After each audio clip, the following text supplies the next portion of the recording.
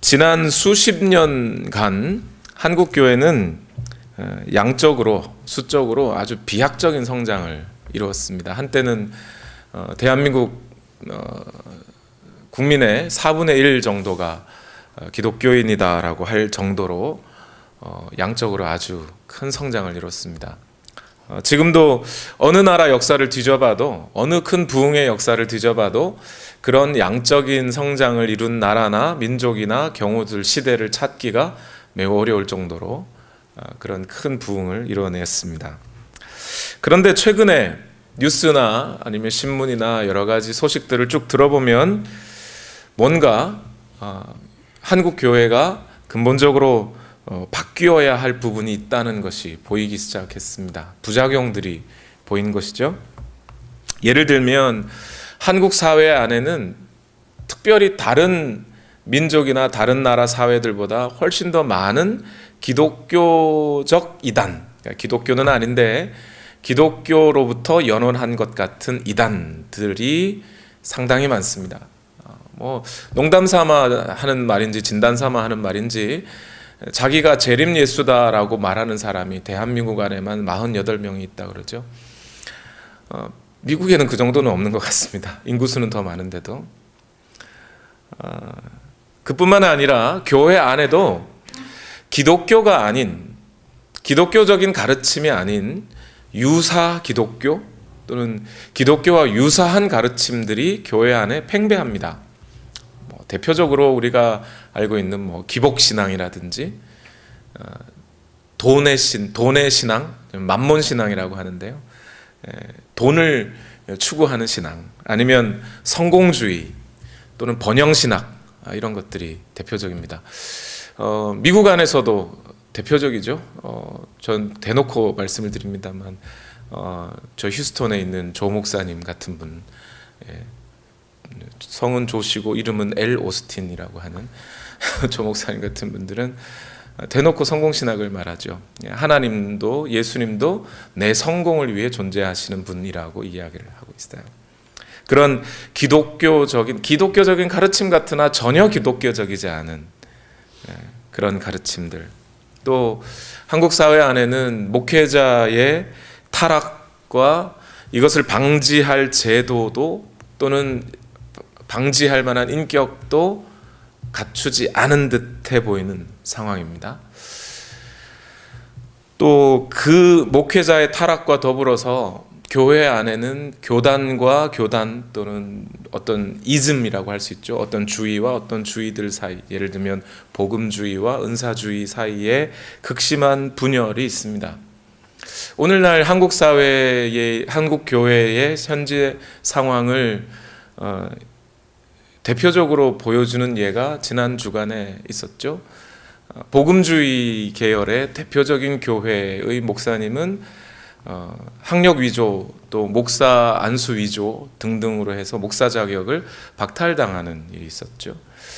또 한편 은사주의, 물론 한국 교회 안에서는 이단이라고 이미 낙인이 되었습니다만 은사주의를 표방하던 한 교회, 양쪽 다 2만 명, 3만 명이 넘는 교세를 갖고 있습니다.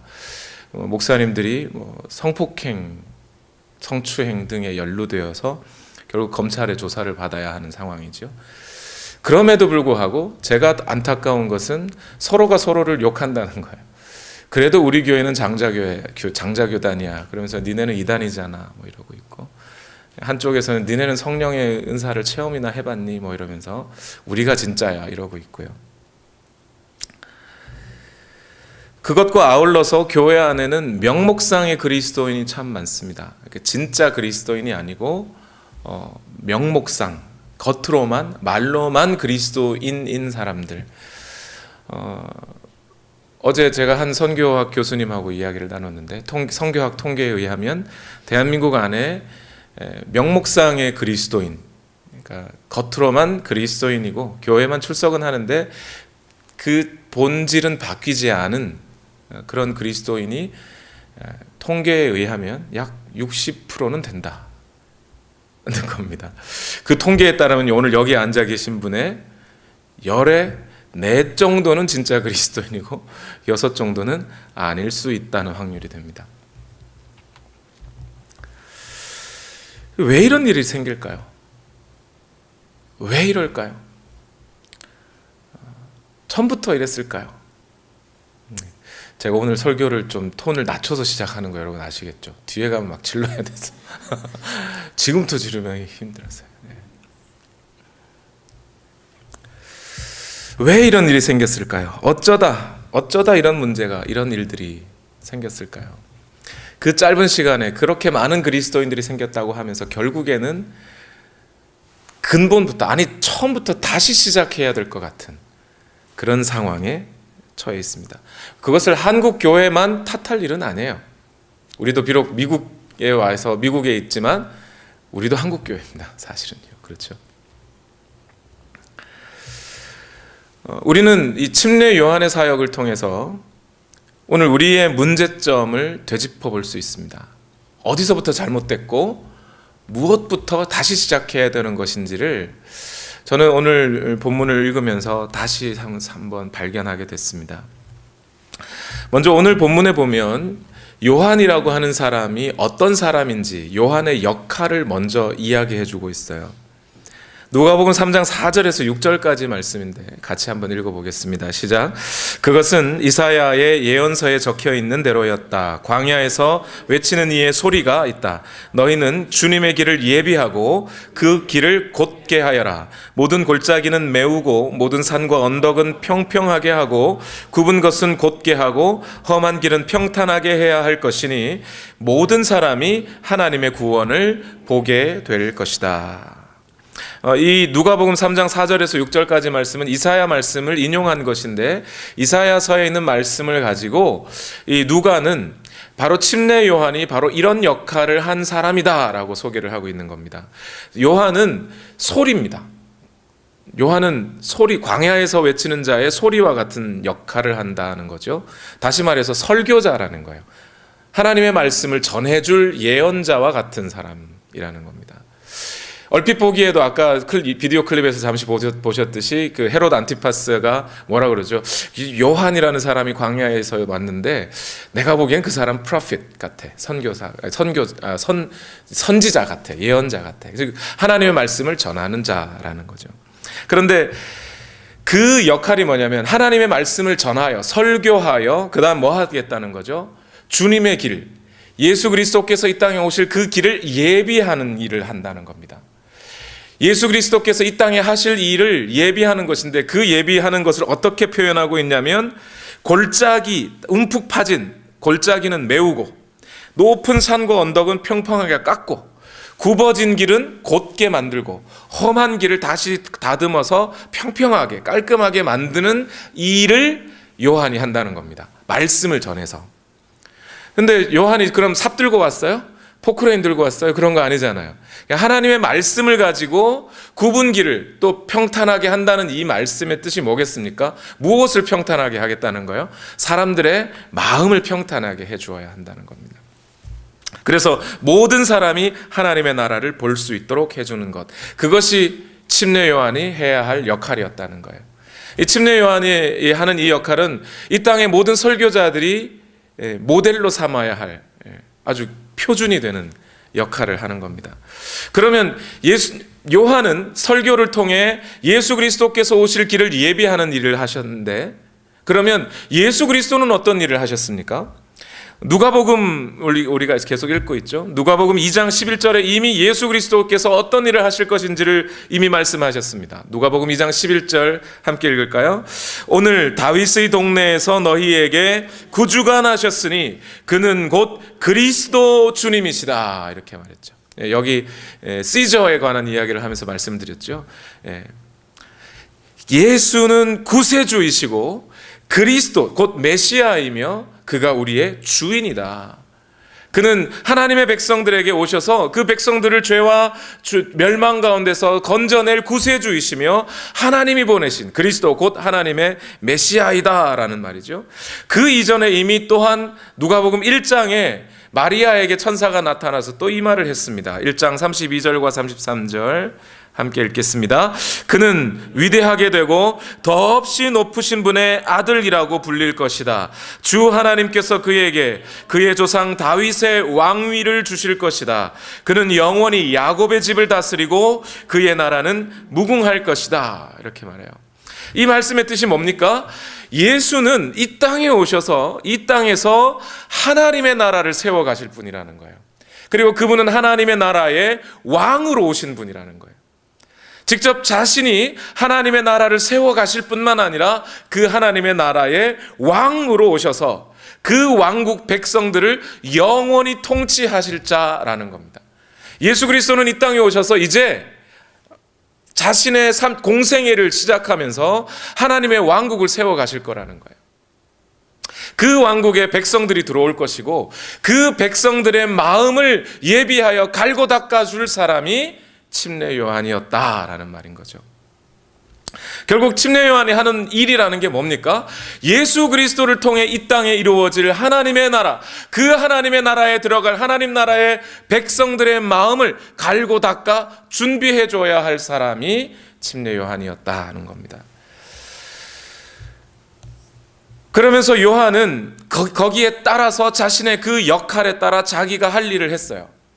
아까 비디오 클립에서 보신 바대로 그냥 침례만 주지 않고 계속해서 사람들에게 말을 하죠.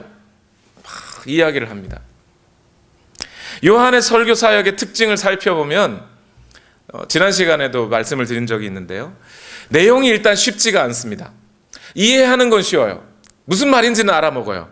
이 독사의 자식들아, 이거 못 알아먹는 사람 없잖아요. 독사의 자식들 하나 알아먹어요. 그런데 그 요한이 하는 말을 행하고 과연 그것이 오늘 내 삶에 어떤 의미인지를 이해하기가 전혀 쉽지가 않아요. 요한은 자기에게 주어진 말을 있는 그대로 다 전해버렸어요. 다시 말해서 요한은 사람들의 눈높이에 맞춘 설교 따위에는 안중에도 없어요. 오직 자기에게 주어진 역할을 충실하게 감당할 뿐입니다. 두 번째, 요한의 특징은 뭐냐면 설교의 내용이 매우 공격적이에요. 따뜻하게 사람들의 마음을 감싸주고 여러분 행복하게 될 비결이 뭡니까? 하면서 행복하게 될 비결 1, 2, 3 정도를 알려주는 그런 설교는 한 적이 없어요. 사람들의 감정에 호소하지도 않습니다.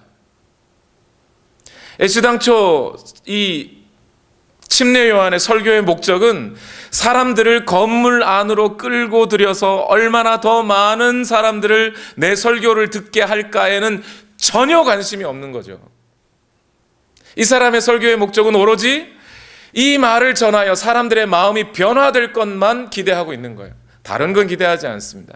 그러니 있는 그대로 직설적으로 공격적으로 다 이야기하는 거예요. 한 가지 더 이 요한 사역의 특징을 보면 그의 설교의 핵심 주제는 한마디로 회개였어요. 사람들의 마음을 평탄케 하는 것. 그것이 회개라는 겁니다. 다시 말해서 하나님의 나라, 이제 예수 그리스도를 통해 이루어질 그 하나님의 나라에 그 백성들이 들어가야 하는데 그 하나님의 나라에 들어갈 백성들은 뭐 해야 된다는 거예요? 회개해야 된다는 거예요. 회개하지 않으면 하나님 나라에 들어갈 수 없다는 겁니다. 결국 이 침례 요한의 사역을 살펴봤을 때 오늘날 현대 교회가 안고 있었던 가장 큰 문제, 가장 핵심적인 문제는 뭐였냐면 성도들에게 회개를 선포하지 않았다는 거예요. 또 회개를 선포하더라도 진짜 회개를 전한 것이 아니고 가짜 회개를 전한 거죠. 여러분, 성령이 충만한 집회에 오셔서 뭐 받으시라고요? 성령 충만 받으시라고 하면서 은사를 받거나 병고침을 받거나 등등등, 그것을 회개라고 전해버렸어요. 그리고 교회 갔더니 이야 병도 낫고 뭐 신비한 은사들도 체험하고 이야 놀라운 걸 나도 교회 다녀야지 하고 교회 다니기 시작했어요. 그리고 자신을 예수 믿는 사람이라고, 그리스도인이라고 착각한 거죠. 회개는 하지 않은 채. 설교자들이 양적 성장을 도모하면서 듣는 사람의 마음이 편하도록 설교해 줬어요. 교회 오기 쉽도록, 교회 와서 아무런 마음도 다치지 않도록 설교해 준 거죠. 회개라는 건 근본적으로 마음이 다쳐야 해요. 마음이 다치지 않고 회개가 되지가 않습니다. 복음의 능력을 전적으로 의지하고 복음을 있는 그대로 선포한 것이 아니라 복음의 어떤 요소들을 생략하고 간소화하고 있는 것을 빼고 없는 것을 집어넣으면서 변질시킨 거죠. 본회퍼라고 하는 독일 목사님이 이야기한 대로 값싼 복음을 전해버리기 시작한 거예요. 그러면서 사람들은 회개하지 않았고 사실은 천국에 합당한 사람이 아닌데도 불구하고 천국에 합당한 사람인 것처럼 살았어요. 마치 미국에 들어오면서 비자를 갖고 들어오긴 들어왔는데 가짜 비자를 들고 들어온 거죠. 정식으로 거주할 만한 자격이 없음에도 불구하고 있는 것처럼 살게 돼버렸어요. 그러니 자연스럽게 교회 안에는 진짜 그리스도인보다는 가짜 그리스도인, 명목상의 그리스도인이 늘어나게 된 겁니다. 대부분 교회 안에 그런 문제들을 일으키는 사람들을 자세히 들여다보면 그런 요소들을 찾아볼 수가 있어요. 오늘날 진짜 회개하지 않은 사람들, 가짜로 회개한 사람들, 그 사람들이 자기는 그리스도인이라고 착각하고 있으면서 진짜 회개를 외치면 듣지를 않아요. 참된 회개가 무엇인지도 모르면서 살아가고 있고 마음에는 예수 그리스도도 없는데 있는 것처럼 교양 있는 말만 하면 되는 줄 알아요. 벌써부터 설교가 막 심각해지고 있죠. 여러분 표정이 굳어가고 있어요. 제가 오늘 말씀을 진짜 회개와 가짜 회개, 가짜 회개와 진짜 회개에 대해서 말씀을 드리려고 하는 이유가, 왜냐하면 오늘 본문은 진짜 정말로 우리에게 진짜 회개가 무엇인지를 알려주는 매우 중요한 본문이기 때문에 그래요. 다른 어떤 본문보다 이 오늘 본문이 회개에 대한 중요한 요소들을 담고 있어요. 왜냐하면 오늘 본문을 잘 들여다보면요, 몇 가지 그 당시 침례 요한에게 사람들이 나올 당시, 그 당시에 그 사람들 중에는 거의 대부분이 가짜 회개를 하고 있었다는 것을 오늘 본문을 보면 알 수 있기 때문에 그래요. 제가 이렇게 확실하게 이 말씀을 드리는 이유는 뭐냐면요, 몇 가지 오늘 본문을 가만히 살펴보면 우리는 이 본문 안에서 몇 가지 사실들을, 팩트를 체크할 수 있습니다. 먼저 오늘 본문에서 체크해야 할 팩트가 한 가지가 있는데, 그건 뭐냐면 요한의 사역은 그 당시에 이미 매우 유명했다는 겁니다. 왜 그럴까요? 요한이 태어날 때 엘리사벳이 나이가 몇 살이요? 알 수는 없지만, 요한의 어머니 나이를 정확하게 알 수는 없지만 아무튼 아이를 낳을 수 없는 매우 늙은, 나이 많은 때였고, 남편인 사가랴, 요한의 아버지 사가랴 역시도 매우 나이가 많았죠. 그래서 이제 희망이 없다고 할 때 아이를 낳았어요. 그 소문이 요한과 그 동네 사람들이 이미 다 알고 있습니다. 사가랴가 천사를 만났고 엘리사벳이 태중에 있는 아기가 성령으로 충만했다는 소문 등등등, 우리가 누가복음을 봤지만 그 아이 요한에 대한 관심이 그 지역에 이미 많이 있었다는 걸 알았죠. 그러니까 그 요한이 광야로 갔다 이제 요단 강가로 나와서 하나님의 복음을 전한다고 했을 때 사람들이 많은 관심을 가졌어요. 그래서 누가복음 3장 3절에는 이렇게 전합니다. 요한은 요단강 주변 온 지역을 찾아가서 죄사함을 받게 하는 회개의 침례를 선포했다 그랬어요. 그러니까 요단강이라고 하는 것은요, 이 유대 지역, 이스라엘 나라의 남북을, 물론 동쪽에 있지만 남쪽에서 북쪽까지 쭉 가로지르는 요단강이에요. 요단강을 쭉 온 지역을 다녔다는 것은 이스라엘의 남쪽에서 북쪽까지를 거의 다 다녔다는 겁니다. 그만큼 요한의 사역이 유명했고요. 마찬가지로 다른 복음서 마태복음 5장 5절과 6절에 보면 그때에 예루살렘과 온 유대와 요단강 부근 사람들이 다 요한에게로 나아가서, 이렇게 말해요. 거의 대부분의 사람들이 그 당시에 요한의 사역을 알고 있었다는 거예요. 가서 직접 요한 강가로 나와서 침례 요한을 만났다는 겁니다. 그만큼 유명했는데 왜 그렇게 유명할 수밖에 없었을까요? 그 당시 사람들은 이미 하나님 나라에 대한, 메시아의 도래에 대한, 메시아께서 오실 것이라는 것에 대한 기대감이 있었다는 거예요.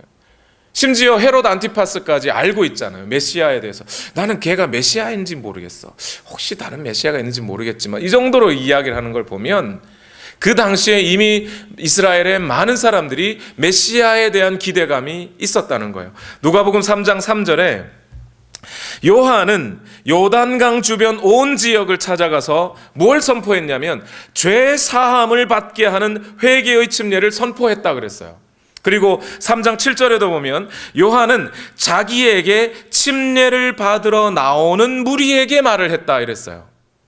그러면 여러분, 요한은 죄 사함을 받게 하는 회개의 침례를 선포했고, 사람들은 그 선포를 듣고 침례 받겠다고 나온 거예요. 즉 그 사람들은 이미 자기도 죄 사함 받고자 하는 마음이 있다는 거예요, 없다는 거예요? 있다는 얘기예요. 자기들도 하나님 나라에 들어가고 싶다는 거예요. 메시아의 백성이 되고 싶다는 기대감이 있다는 겁니다. 그런데 문제는 그 다음이에요. 누가복음 3장 7절을 좀 더 읽어보면 요한은 자기에게 침례를 받으러 나오는 무리에게 말하였다. 독사의 자식들아, 누가 너희에게 닥쳐올 진노를 피하라고 일러주더냐? 이게 무슨 얘기죠 지금? 메시아의 도래가 있을 것이고 메시아의 백성이 되고 싶어서 요단강가로 나오는 바로 그 사람들에게 누가 너희에게 하나님의 진노를 피하라고 일러주더냐라고 요한이 이야기를 한다는 거예요. 다시 말해서 지금 요한에게 나오는 이 사람들은 회개한 듯 보이나 진짜 회개를 한 것은 아니다는 말이에요. 자기들 스스로는 나도 하나님의 백성이라고 여기면서 그래도 내가 하나님 백성이 맞지요? 이러고 싶어서 나오는 거예요. 자기가 하나님의 백성임을 확인하고 싶어서 나오는 것일 뿐, 요한의 눈에 봤을 때는 얘들은 아직 하나님의 백성이 아닌데 자기는 하나님의 백성인 것처럼 여기고 나오더라는 거죠. 그래서 말하는 거예요. 누가 너에게 하나님의 진노를 피하라 하더냐? 누가 그딴 식으로 회개하라 그러더냐? 누가 그렇게 가짜 회개를 하라 그러더냐? 마태복음 7장 21절에 예수님의 말씀처럼 누가 주여 주여 하는 자마다 천국에 이를 것이 아니다. 이 백성들이, 요한에게 나오는 백성들이 다 그저 메시아여 메시아여 하고 나오는데 정작 메시아의 하나님 나라의 백성의 자격은 전혀 없는 가짜 회개를 한 자들이라는 거예요. 로마서 말씀대로 하면 로마서 9장 4절에 이렇게 말합니다. 내 동족은 이스라엘 백성입니다. 그들에게는 하나님의 자녀로서의 신분이 있고 하나님을 모시는 영광이 있고 하나님과 맺은 언약들이 있고 율법이 있고 예배가 있고 하나님의 약속들이 있습니다. 그러나 로마서 9장 7절에 아브라함의 자손이라고 해서 다 그의 자녀인 것은 아닙니다. 침례를 받으러 나오는 사람들은 겉으로는 우리가 어떻게 하나님 나라에 들어갈 수 있을까요? 라고 묻지만 정작 마음으로는 우리는 이미 하나님 나라의 백성이야 라고 생각하고 있었던 거죠. 그러니까 진짜 회개를 할 수 없는 거예요. 그래서 대놓고 이렇게 나오는 백성들에게 요한이 그 사람들의 마음을 쓰다듬어주고 행복을 위해서 그 사람들의 눈높이를 맞춰서 그 사람들이 알아듣기 쉽게 이야기를 했을 리가 만무한 거죠. 대놓고 얘기하는 거예요. 이 독사의 자식들아. 여기 이 독사의 자식들아 라고 하는 이 말은요, 그냥 우리가 지나가다 보면 한국에는 개가 많으니까 이 개 이렇게 욕하지만 이스라엘은 독사가 많아서 독사의 자식들이라고 욕을 한 거다라고 이렇게 우스갯소리처럼 하고 넘어가면 아무런 의미가 없어져요. 독사의 자식들이라고 한 말의 의미가요. 왜 독사의 자식들아 라고 이야기를 했을까요? 하필이면 그죠? 뱀의 자식들아도 아니고 독사의 자식들아 이렇게. 스네이크가 아니고 serpent라고 아예 다른 단어를 써버렸어요. 왜 그랬을까요? 이것은 요한복음을 읽어보면 이해를 할 수 있습니다. 요한복음 8장 44절 다 같이 읽을까요? 시작. 너희는 너희 아비인 악마에게서 났으며 또 그 아비의 욕망대로 하려고 한다. 그는 처음부터 살인자였다. 또 그는 진리 편에 있지 않다. 그것은 그 속에 진리가 없기 때문이다. 그가 거짓말을 할 때에는 본성에서 그렇게 하는 것이다. 그는 거짓말쟁이이며 거짓의 아비이기 때문이다. 다시 말해서 가짜 회개를 하고 나오는 너희는 가짜, 거짓말, 거짓의 아비인 마귀의 자식들이다 라는 의미에서 이 독사의 자식들아 라고 이야기를 하는 거예요. 차라리 회개를 안 하는 게 낫지, 가짜 회개를 하는 것만큼 이것이 그렇게 반기독교적인 게 없고 적그리스도적인 게 없고요, 기독교의 가르침에 반하는 게 없어요. 가짜 회개를 하면 안 된다는 거예요. 그렇다면 이런 가짜 회개에 반해서 진짜 회개, 참된 회개는 어떤 걸까요? 오늘 본문 말씀에 따르면 6가지 정도 참된 회개의 요소들을 찾아볼 수 있습니다.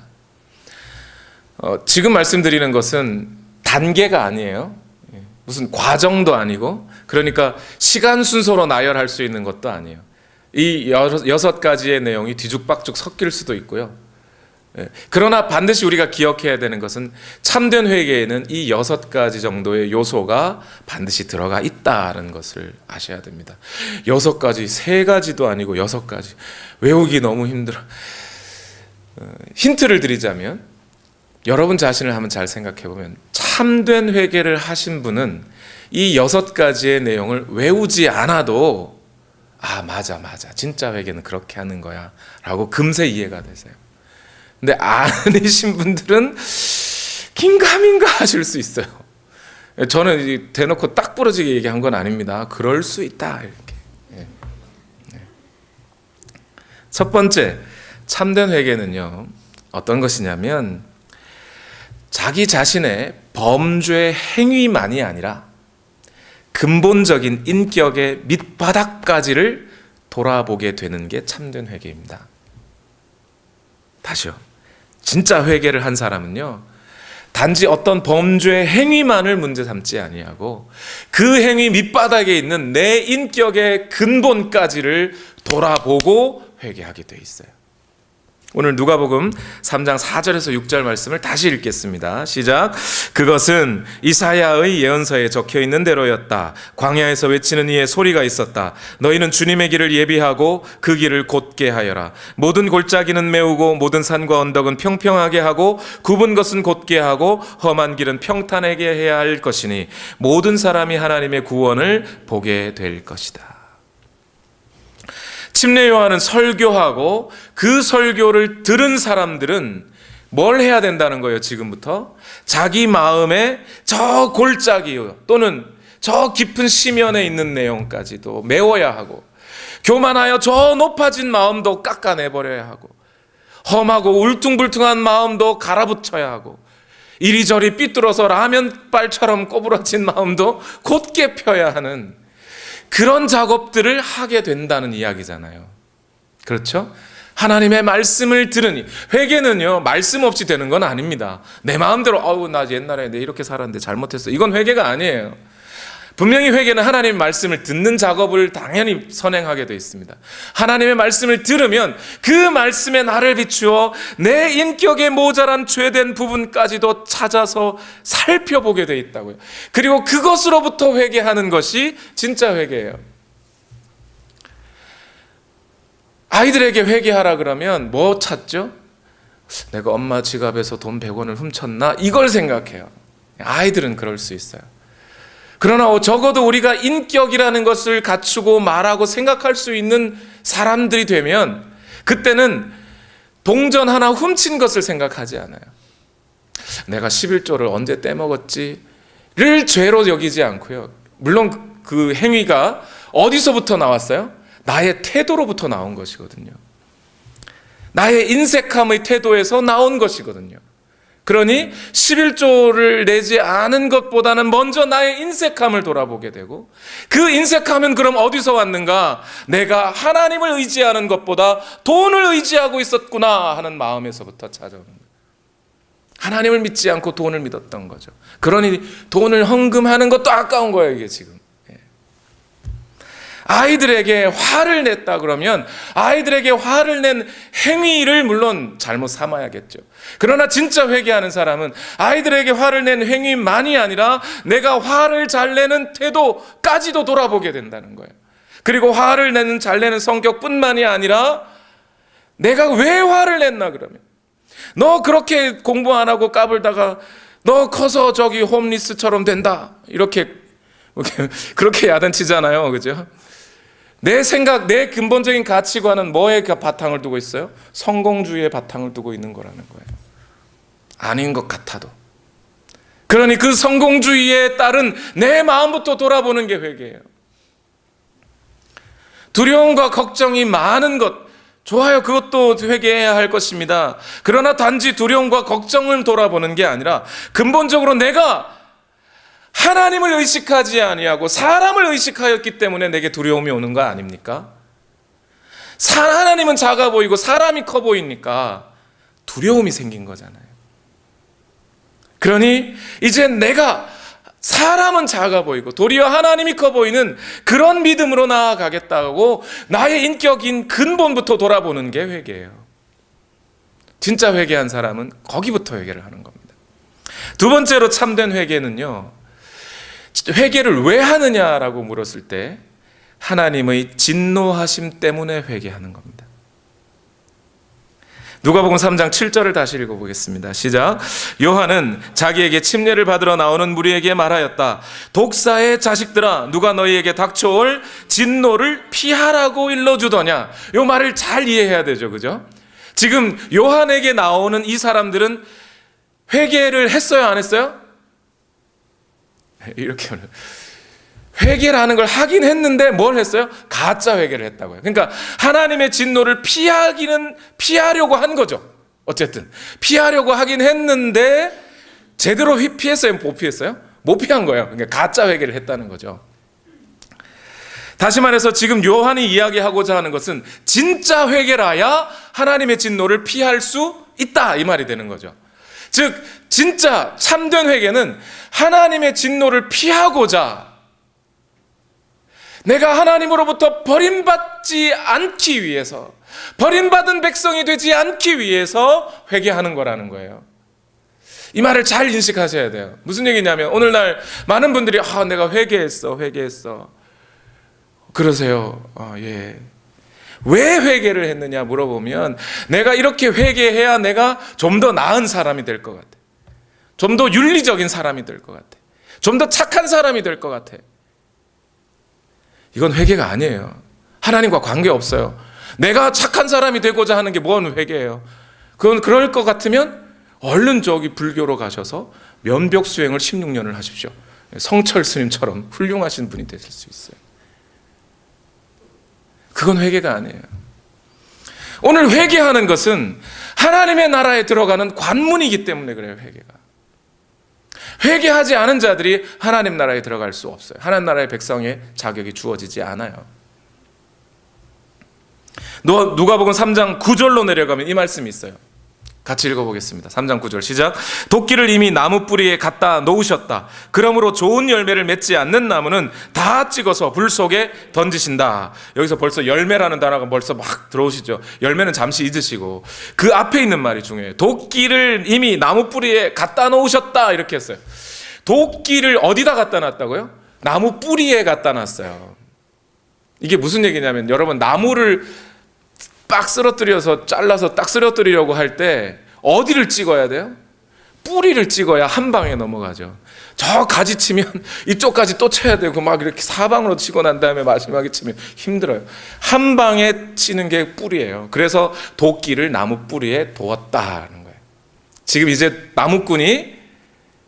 나무가 열매를 맺지 않으면 이제 곧 어떻게 하겠다는 거예요? 바로 한 방에 뿌리부터 찍어버리겠다라는 뜻이죠. 이것은 뭐냐면 하나님의 심판이 임박했다라는 거예요.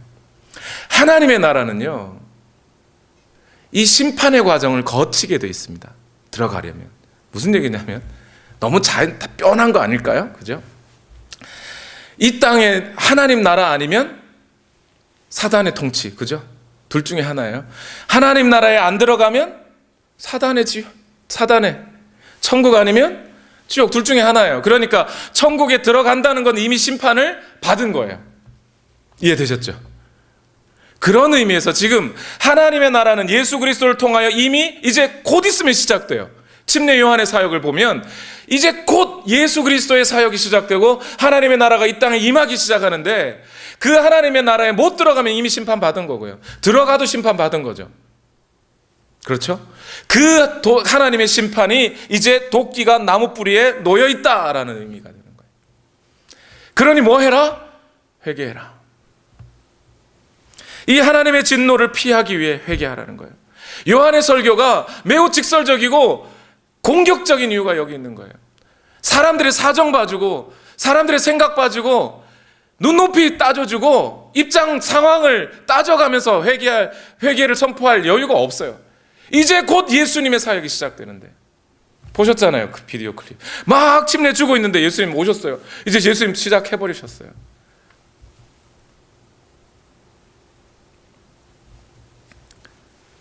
나 자신의 인내심 테스트로 회개하는 게 아니고요, 인격 수양을 위해 회개하는 게 아니고 하나님의 나라에 들어가기 위하여 회개하는 겁니다.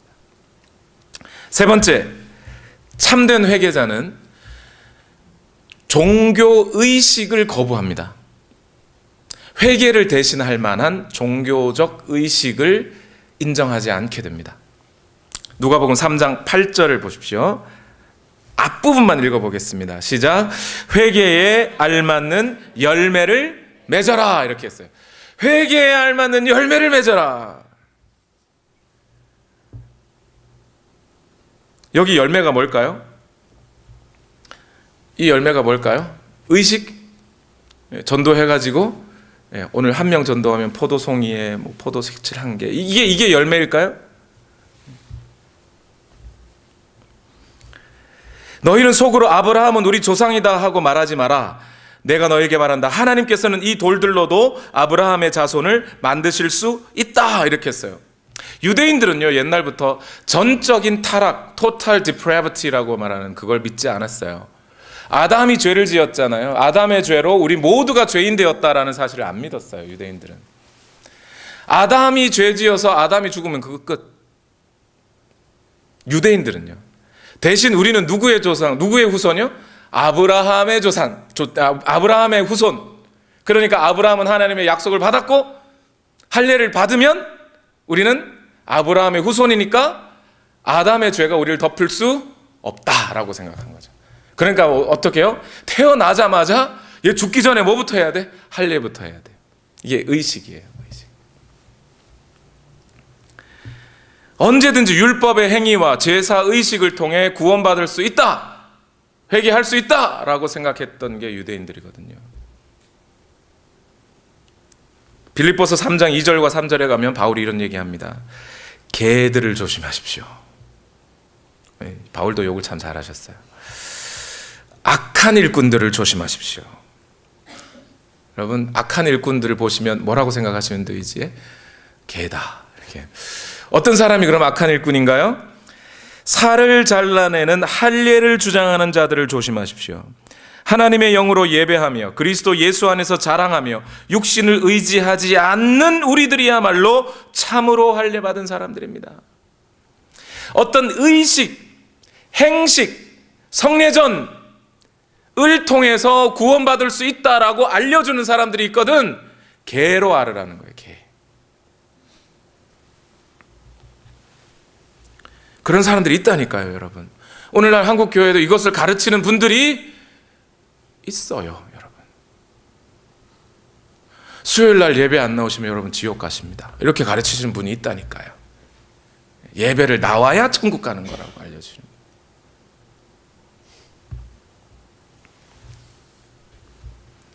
뿐만 아니라 세례식, 침례식 따위를 자기의 따위라 그래서 죄송합니다. 침례식, 세례식 중요합니다. 중요한 건데 그 침례식을 자신의 죄를 무마하는 수단으로 사용하는 것. 얼마 전에 그런 일이 있었죠. 검사님이셨는데 후배 여검사를 성추행하시고 그 후배 여검사가 자기 말을 잘 안 들으니까 저기 어디 지방으로 발령 내버리고 막 그래놓고 자기는 교회 와가지고 우리 주 예수 그리스도님께서 내 죄를 사해 주시고 세례를 받게 하셔서 감사합니다고 세례 받고 세례 받았으니까 나의 모든 죄는 해결됐고 뭐 이런 분들이 있었어요. 그 의식이 자기를 다 씻겨줄 거라고 생각하는 거죠. 카톨릭도 마찬가지죠. 죽는 사람조차도 죽기 전에 뭐 이렇게 예식을 해주면 천국 갈 거라 그러고요. 심지어 죽은 사람도 미사 잘 드리면 지옥에 있다가 천국으로 가요. 당신의 동전이 오늘 연보 헌금통에 땡그랑 하는 순간 당신 아버지의 영혼이 지옥에서 천국으로 가실 겁니다. 뭐 이러면서 카톨릭이 옛날에 그렇게 가르쳤어요. 의식과 회개를 막 바꾸어 버리려는 행위. 진짜 회개한 사람은요, 진짜 하나님께 마음을 둔 사람은, 진짜 자신의 죄를 회개한 사람은 그런 의식이 자신의 회개를 대신할 수 있다고 전혀 믿지 않습니다. 네 번째, 참된 회개는 모든 인간적인 특권도 거부합니다. 회개를 대신할 만한 인간적인 특권, 예를 들면 혈통이나 조상이나 가문이나 민족 따위의 특권을 다 무시하게 되어 있습니다. 누가복음 3장 8절 말씀 다시 읽을까요? 시작. 회개에 알맞은 열매를 맺어라. 너희는 속으로 아브라함은 우리의 조상이다 하고 말하지 말아라. 내가 너희에게 말한다. 하나님께서는 이 돌들로도 아브라함의 자손을 만드실 수 있다. 왜 하필이면 돌들로 아브라함의 자손을 만들 수 있다고 하셨을까요? 돌. 저 나무들로도 이렇게 하실 수도 있는데 저 산들로도 아브라함의 자손을 만들 수 있다 이러면 더 좋을 텐데 하필이면 저 돌들로도 이렇게 했어요. 여기에 언어 유희가 있습니다. 워드 플레이가 있어요. 그러니까 히브리어로 자손, 그런 자손이라는 단어가 베니입니다. 베니. 아들은 벤이고 자손 그러면 베니예요. 근데 돌들 이러면 아베니예요. 비슷하죠. 그러니까 베니로 우리는 하나님은 베니를 만들 수 있다 이렇게 말하시는 거예요. 무슨 얘기냐면 니들이 죄송합니다 여러분 요한이 그랬다. 요한이 이제 침례 받으러 나오는 사람들이 니들 저 돌들이나 다를 바 없는 거야 이 얘기가 똑같은 거예요. 이 표현을 바울은 똑같이 이렇게도 표현했어요. 빌립보서 3장 5절에 7절. 나는 난지 여드레 만에 할례를 받았고 이스라엘 민족 가운데서도 베냐민 지파요 히브리 사람 가운데서도 히브리 사람이요 율법으로는 바리새파 사람이요 열성으로는 교회를 박해한 사람이요 율법의 의로는 흠잡을 데가 없는 사람이었습니다. 그러나 나는 내게 이루었던 것은 무엇이든지 그리스도 때문에 해로운 것, 이게 해로운 것인데 적나라한 표현으로 뭐죠? 이게 똥으로 여기게 되었습니다라는 거예요. 민족, 지파, 혈통 이런 것 다 돌과 또 같은 것이고 똥과 같은 것입니다. 이러한 것으로 하나님 앞에 회개하는 그 영혼의 마음을 어떻게 바꿀 수 있느냐라는 거예요. 요즘 보시면요, 제가 이런 분들 많이 봤어요. 목사님 우리 집안이 목사 집안인데요. 저희 집안에는 목사 저 혼자인데 그 집사님은 저한테 우리가 목사 집안인데 우리 친척 가운데 목사만 30명이라는 거예요. 어떻게 하면 30명이 되는지 저는 제일 가까운 우리 친척들 다 합쳐도 20명이 채 안 되는 20명은 넘는군요. 우리 이현주 목사님 아이들이 5이라 그래서 20명은 넘는군요. 아무튼 그런데 어떻게 목사만 30명이 될 수 있어요? 저는 이해를 못해요. 그 목사 30이라는 것 가지고 나는 구원받을 수 있다고 여기는다면 다시 말해서 뭐예요? 그 목사 집안이라는 것도 뭐랑 똑같아요? 똥이에요. 똥. 회개하지 않은 영혼에게는 아무런 도움이 되지 않아요. 내 아버지가 순교자시고 내 할아버지가 러시아에서 순교하셨고 내 할아버지의 아버지가 저 중국 땅에서 순교하신 분이라 할지라도 내 구원에 도움이 되지 않아요. 내 아내가 아무리 내 남편이 아무리 하나님 앞에 충성을 잘하는 사람이라도 내 구원과는 관계없는 거예요. 내 심령이 하나님 앞에 회개해야 되는 거예요. 다섯 번째, 진짜 회개에는 영적인 또는 다른 말로 하면 인격적인 변화가 반드시 나타나게 되어 있습니다. 누가복음 3장 8절 다시 읽어볼까요? 앞부분요. 시작. 회개에 알맞는 열매를 맺어라. 아까 앞에서 열매가 뭔가 탁 걸리셨잖아요. 열매가 뭐죠? 변화된 인격을 말하는 겁니다. 포도송이의 색칠한 열매가 아니고 변화된 인격이에요. 변화된 인격. 예수 그리스도를 만나기 이전, 회개하기 이전, 거듭나기 이전에 나와 지금 변화된 나는 인격적으로 전혀 다른 사람이 되어 있어야 한다는 거예요. 그런데 지금까지 들어보면 이걸 억지로 막 열매를 맺히려고 할 게 아니라, 여러분 벼 심어놓고 열매를 맺히기 위해서 열매에다가 막 집중적으로 약 주고 이런 분 보셨나요? 그냥 심어놓으면 해 잘 받고 그러면 자동으로 자라고 그래서 열매를 맺히게 돼 있어요. 그렇죠? 풀 좀 뽑아주고 이러면. 그런 것처럼 회개의 열매를 맺으라고 했을 때 이 열매를 내가 선한 일을 하려고 막 애쓴다고 선한 일이 되는 게 아니에요. 근본적으로 진짜 회개를 처음부터 하신 분들은 자연스럽게 그 열매를 맺힐 수밖에 없어요. 악한 일을 하라 그래도 못해요. 이전에 내가 뱉어놨던 가르침을 다시 내가 먹을 수 없듯이, 내가 그 문제 가지고 하나님 앞에 내가 이것 가지고 하나님 나라에 들어갈 수 없을 것 같아서 심각하게 회개하고 하나님 앞에 내 근본적인 인격을 뒤집어서 하나님 앞에 회개했는데 다시 그거 하라 그러면 하겠어요? 못하죠. 그러니까 인격적인 변화는 자연스럽게 일어나는 거라는 거예요. 생선을 싼 노끈에는 뭔 냄새가 나요? 생선 냄새가 나듯이, 꽃을 싼 노끈에는 꽃향기가 나듯이 변화된 인격 속에는 사람의 그 말이나 행동이나 태도에 있어서, 다른 형제자매들을 대하는 태도에 있어서 변화된 인격이 자연스럽게 드러나게 되어 있어요. 사도행전 26장 19절 20절에 보면 바울이 아그리빠 왕에게 이런 말을 했어요. 그러므로 아그리빠 임금님, 나는 하늘로부터 받은 환상을 거역하지 않고 먼저 다마스쿠스와 예루살렘에 있는 사람들에게, 다음으로 온 유대 지방 사람들에게, 나아가서는 이방 사람들에게 회개하고 하나님께 돌아와서 회개에 합당한 일을 하라고 전하였습니다. 회개에 합당한 일. 그 회개에 합당한 일을 오늘 누가는 대표적으로 어떤 행동들로 말하냐면 의로운 행위들을 말해요. 의로운 행위. 나의 죄를 회개했잖아요. 그러니까 죄가 떠나고 내게 의가 들어온 것이잖아요. 그러니 의로운 행위가 나타나는 거예요. 지지난주에 의의 갑옷을 입으라는 얘기를 했습니다.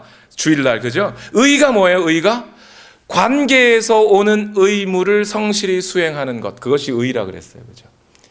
하나님 아버지와 자녀가 관계가 있으면 그 관계에서 오는 의무를 성실히 수행하는 것. 아버지는 아버지로서, 자녀는 자녀로서, 남편은 남편으로서, 아내는 아내로서의 의를 행하는 것, 의무를 행하는 것, 그것이 의다 이랬어요. 그래서 그 변화된 행동에 대해서 요한은 이렇게 설명해 줬어요. 누가복음 3장 10절에서 11절 읽겠습니다. 시작. 무리가 요한에게 물었다. 그러면 우리는 무엇을 해야 합니까? 요한이 그들에게 대답하였다. 속옷을 2벌 가진 사람은 없는 사람에게 나누어 주고 먹을 것을 가진 사람도 그렇게 하여라. 지금 요한이 하는 말을 잘 들으셔야 돼요. 요한은 가난하라고 말하는 게 아니에요. 청빈의 삶을 살라고 하는 게 아니에요. 그건 자기의예요. 자기의. 나는 이렇게 깨끗해. 이건 청빈의 의. 청빈. 예. 성도로서 회개한 자라면 그 성도, 다른 성도들과의 관계에서 나오는 당연한 의무, 곧 나눔을 가지라는 거예요. 나누는 일을 하라는 거예요. 가난하라는 게 아니고 나누라는 거예요. 가난은 성도의 삶에서 사실은 없어져야 할 것이에요. 신명기서의 대전제가 뭐냐면 너희 가운데 가난한 자가 있어서는 안 될 것이니라, 이렇게 얘기했어요. 분명히 신명기서에는. 그리고 처음 성령 받은 하나님의 교회의 사람들이 함께 모였을 때 사도행전 4장 말미에 보니까 뭐라고 되어 있냐면 그 성도들이 항상 뭘 실천했어요? 나눔을 실천했어요. 자기의 것을 자기의 것으로 갖지 않고 교회 앞에 내어놓아 가난한 사람들에 나누어 줌으로써 그 교회 안에 가난한 자가 없어졌더라. 이게 초대교회의 결말이었어요. 이 일을 하라는 거예요. 이것이 회개한 자의 의로운 행위, 태도, 곧 회개의 열매예요. 또 누가복음 3장 12절에서 13절 같이 읽겠습니다. 시작. 세리들도 침례를 받으러 와서 그에게 물었다. 선생님, 우리는 무엇을 해야 하겠습니까? 요한은 그들에게 대답하였다. 너희에게 정해 준 것보다 더 받지 말아라. 이렇게 했어요. 여기에는 좀 문제가 있습니다. 그 당시 이스라엘은 로마의 속국이었어요. 그러니까 로마가 이스라엘에 와서 세금을 걷어갔어요. 그런데 여기서 문제는 뭐냐면, 사람들이 잘 오해하는 것은 뭐냐면, 세리들을 통해서 직접 사람들에게 세금을 거둔 것으로 이해를 하는 분들이 있어요. 물론 그런 경우도 있었지만 대부분 로마는 그 전쟁 중에 있었기 때문에 편안하게, 야, 세리들아 가서 돈 좀 걷어가지고 와. 그러면 이스라엘 전체 돌아다니면서 세리들이 돈 걷어가지고 오려면 한 달이 될지 두 달이 될지 몰라요. 그러니까 그 돈을 언제 기다리고 있겠어요. 그러니까 이스라엘에 있는 부자들에게 먼저 돈을 빼가는 겁니다. 세금을. 그러면 이스라엘의 부자들은 이제 누구를 고용하냐면 세리와 군인을 고용을 하는 거예요. 그래서 군인들과 세리들이 같이 가서, 군인들은 막 돈 안 내놔 이렇게 하고 세리들은 돈 계산하고, 그래가지고 돈을 싹 걷어와요. 그때 걷는 돈은 처음 로마가 부자들에게 매긴 세금보다 많을까요, 적을까요? 많아지죠, 당연히. 왜 많아져요? 그걸 갖고 와서 자기들이 뜯긴 돈 챙기고, 거기에 이자 챙기고, 그 다음에 세리들하고 군인들 봉급을 줘야 되잖아요. 그러니까 그런 식으로 했기 때문에 백성들은 완전히 세리나 군인들만 보면 이제 다 갖고 가 이럴 수밖에 없는데, 세리가 해야 할 일은 뭐예요? 세리를 하지 말라가 아니에요. 잘 들어보시면, 세리 일을 하지 말라가 아니라 세리라면 세리답게 정해진 금액만 갖고 가라. 이거 하려면 세리들 보통 힘들지 않겠죠. 부자들에게 고용되었다면. 누가복음 3장 14절을 또 보세요. 읽겠습니다. 또 군인들도 그에게 물었다. 그러면 우리들은 무엇을 해야 하겠습니까? 요한이 그들에게 대답하였다. 아무에게도 협박하여 억지로 빼앗거나 거짓 고소를 하여 빼앗거나 속여서 빼앗지 말고 너희의 봉급으로 만족하게 여겨라. 이 군인들도 어떤 군인이요? 로마 군인을 얘기하는 게 아니고 그 부자들이나 그런 종교 지도자들에게 고용된 유대인 군인들을 이야기하는 거예요. 그 군인들이, 그 로마 군인이 지금 요단강에 나올 일이 없잖아요. 그러니까 유대인 군인들이 나왔는데 그 군인들에게 얘기하는 거예요. 야, 니네 함부로 거짓말로 막 뺏지 말고, 폭력 써서 막 협박해서 뺏지 말고, 너희가 받는 봉급, 그 부자들이 너에게 주는 봉급 있잖아, 그걸로 만족해. 더 뺏지 마. 이렇게 하는 거죠. 이게 사실 쉬운 문제는 아니었을 거예요, 자기들도. 이 변화된 인격으로 의로운 행실을 사는 것이 아니라면 진짜 회개요? 가짜 회개요? 가짜 회개라는 거예요. 마지막입니다. 이건 간단합니다. 이제 5가지가 다 채워졌어요. 제일 처음에 뭐였죠? 기억해 보세요. 그렇게 말해놓고 갑자기 기억해 보라 그러네. 뭐 있었죠? 제일 먼저 마음의 인격의 근원부터 해결, 관찰하고 돌이킨다. 두 번째, 하나님의 진노 때문에 돌이킨다. 그 다음에 세 번째는요, 예? 뭐였었죠? 예, 예, 예, 종교의식. 예. 네 번째는 뭐였어요? 인간적인 어떤 거요? 특권. 예를 들면 혈통, 이런 것들, 그런 것과 회개를 바꾸려 하지 않는다. 5번째는요? 지금 했는데, 인격의 변화를 반드시 수반하게 되어 있다. 이거 다 했는데 한 가지 빠지면 회개가 안 돼요. 그 한 가지는 뭐냐면 예수 그리스도를 주와 구세주로 받아들인다. 이게 없으면 회개는 마무리되지 않습니다. 누가복음 3장 15절에서 17절 같이 읽을까요? 시작. 백성이 그리스도를 고대하고 있던 터에 모두들 마음속으로 요한에게 대하여 생각하기를 그가 그리스도가 아닐까 하였다. 그래서 요한은 모든 사람에게 대답하였다. 나는 여러분에게 물로 침례를 주지만 나보다 더 능력 있는 분이 오실 터인데 나는 그의 신발끈을 풀어드릴 자격도 없어.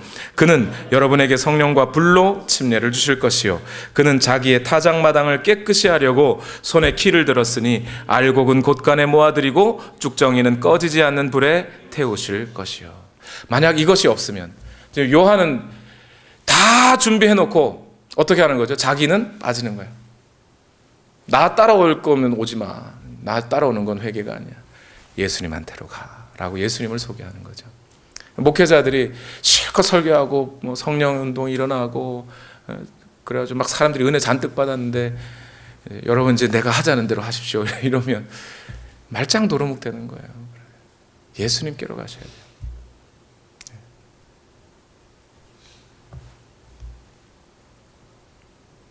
나의 길을 버리고 주님의 길을 쫓는 게 회개이기 때문에 그래요. 말씀을 맺겠습니다. 지금 6가지 정도를 말씀드렸는데 이 6가지가 여러분의 회개 가운데 있으셨는지요? 만약에 내가 한 회개 가운데 이러한 6가지 정도의 요소가 없었다면 어쩌면 나는 가짜 비자를 들고 미국에 들어온 사람일 수 있어요. 가짜 회개를 하고 그리스도인인 척 하고 있는 것일 수 있어요. 나도 속고 남도 속고 결국에는 하나님 나라에 들어갈 수 없는. 저는 여러분에게 부흥집회나 이런 데 가서 엉엉 울으라고 말하는 게 아니에요. 그건 회개가 아니에요. 운 거지. 운 거예요 그냥. 그건 운 거예요. 진짜 회개는 이 모든 변화들을 수반해야 회개입니다. 그런데 이 회개, 이 변화는 내가 억지로 한다고 되지 않아요. 잘 생각해 보시면 예수 그리스도를 만나야 돼요. 하나님의 말씀 앞에 서야 돼요. 그래야 내가 보여요. 그래야 회개할 수 있어요. 그러니 오늘 우리 자신을 다시 한번 돌아보고 오늘 이 시간 함께 기도하기를 원합니다. 우리 같이 기도하십시다.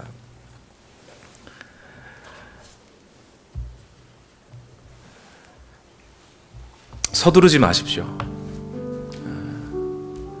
조급하지 않으셔도 됩니다. 찬찬히 처음부터 지금 살아온 날들을 돌이켜보면 내가 하나님 앞에 예수 그리스도를 만났다고 고백한 이후 나에게 이런 회개들이 있었는지를 한번 돌아보시기를 바랍니다. 나는 과연 이렇게 돌아서는 과정들이 있는가? 내 속에 죄악된 것을 물려내는 일들이 있었는지, 오직 하나님을 의지하고 그 하나님의 나라와 그 의를 사모함이 있었는지, 이 세상의 그 어떤 특권이나 종교적인 의식을 의지하지 아니하고 오직 예수 그리스도만을 나의 주인과 주와 구세주로 삼고 변화된 삶을 내가 지금 살아가고 있는 것인지 우리 돌아보십시다. 우리 찬양을 함께 드릴까요? 보소서 주님 나의 마음을,